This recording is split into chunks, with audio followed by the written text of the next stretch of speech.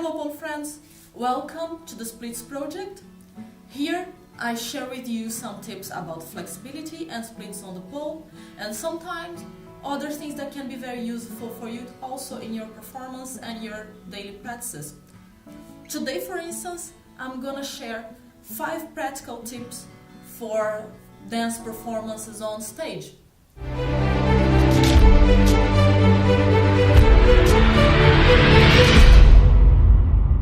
Everybody knows how important it is to be on stage. It's very different than when we are taping something for Instagram and Facebook. We can tape 20 times and choose the best one. And when we're performing live, it's very different because it's this moment that everything has to go smooth and perfectly. We want to have the best show possible. And we want to have the best experience and memories about it. So I think it's very important to apply some simple and easy tips that can make your life easier, like can reduce the pressure that is on you when you're on stage. So today I'm gonna tell you my 5 tips to make you safer on stage. Tip number 1, try out everything first. Don't go to stage with anything that is new. Even if it looks like something simple, try out your costume, do your entire routine at least once using your costume, using the hair that you're planning to make, and even the makeup. It may sound not so important, but it can be, like for instance, if you're planning to add some crystals to your face, they may fall during your performance, they may fall in your eye. There's always something unexpected that can happen. And I recommend you to do everything at least once, using everything that you're planning to use, props, costume, different hair, so that you don't have any surprise when you're there on stage. Tip number 2, don't use strapless costumes. Unless, of course, you really want to have a boob showing on stage, but if it's not the intention, don't use a strapless costume. There are many different ways for you to do this effect that there is nothing here, but you still have a safe costume. Like for instance, I had one that I used in 2014. Let me get it for you.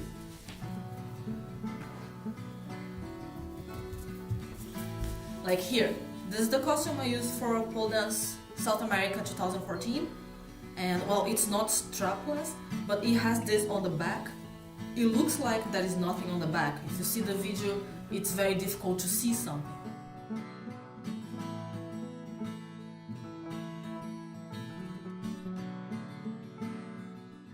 So for instance, you can use some kind of fabric like this to do your straps, or you can use some kind of elastic, and if the color is different from your skin tone, you can cover this with foundation. It works very well, and you still have a safe costume. You're not afraid of lifting your arms or doing a cambre, and the costume is not gonna drop, nothing is gonna be showing. Tip number 3, use skin color panties under your costume. Nobody's gonna see it. You're gonna feel a lot safer. Again, we never know what can happen to your outfit on stage.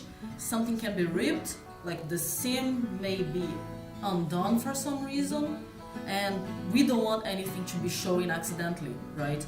So here is this kind of panties. I think it's very important. It's seamless panties, and it's the skin color. So even if it shows somehow like out of your costume, if it gets out of it, it's not gonna make any difference. People are not going to notice this on stage, and you're gonna feel a lot safer to do any kind of movement. So I find this very important. Tip number 4, cover your nipples with tape. That's another way for you to feel safe. We can have beautiful cut here, beautiful cleavage, and we are going to be doing many different movements, but if we cover this, like make a little square around your nipple, you can move as much as you want and you're going to feel safe because nobody's gonna see anything. Like I use this in all my performances. It doesn't matter what kind of costume I'm using, because you never know when something can happen, when you can have something torn. So I think that makes me feel a lot more comfortable. For instance, I used this in my Swan performance for RuPaul Dance 2016, and I had different cuts here, and it was a very beautiful costume, but the cleavage was low. So I have all the pictures, I can't see anything, and I was feeling completely comfortable when I was on stage, because I knew that nothing would be showing because of this simple detail. Tip number 5, and this one is specifically for pole dancers: use the same grip that you're using in your practices. Try to find during your practices where do you need grips and what kind of grips you need. Because for me, for instance, it's different. I usually use on my legs and in my arms the ones that stick more, kind of a glue, and on my hands I use the magnesium type, the ones that dries. That works for me.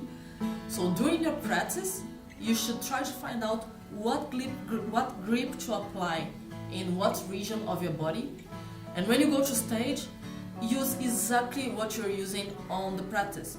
Because it happened to me, for instance, that I was concerned that I could slip, and then I used a lot more of the magnesium on my hands. And then I went on stage and I tried to make a spin, and then I just didn't spin.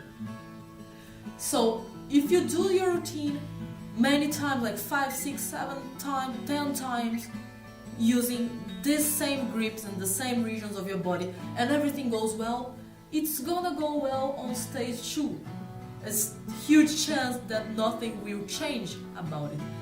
So again, don't use anything that you're not used to. If it works on your practice, probably it's going to work on stage too. And it's safer to go with something that you already know than something new. Don't use any new products in your stage performance.